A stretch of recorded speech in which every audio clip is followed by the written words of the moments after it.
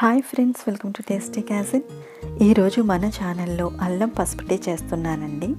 ఈ టీని మనం రెగ్యులర్గా తీసుకోవడం వలన మెటబాలిజం పెరిగి బాడీలో ఫ్యాట్ తగ్గుతుంది.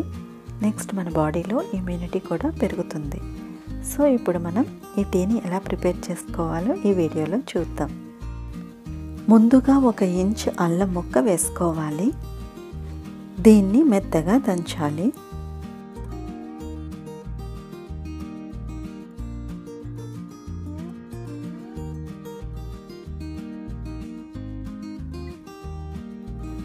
ఇప్పుడు మనం స్టవ్ మీద ఒక గిన్నె పెట్టుకుని 1 కప్పు వరకు నీళ్లు వేసుకోవాలి. ఇప్పుడు స్టవ్ ఆన్ చేసి నీళ్ళని హై ఫ్లేమ్లో మరిగించుకోవాలి.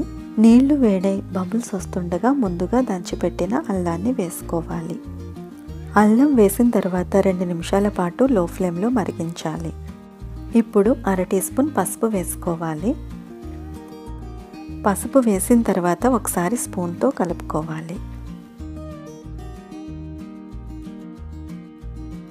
పసుపు వేసిన తర్వాత 1-2 నిమిషాల పాటు లో ఫ్లేమ్లో మరిగించి స్టవ్ ఆఫ్ చేయాలి. ఈ టీ వేడిగా ఉన్నప్పుడే ఇలా సర్వ్ చేసుకుని తీసుకున్నామంటే మన ఆరోగ్యానికి చాలా మంచిది. తప్పకుండా ట్రై చేయండి.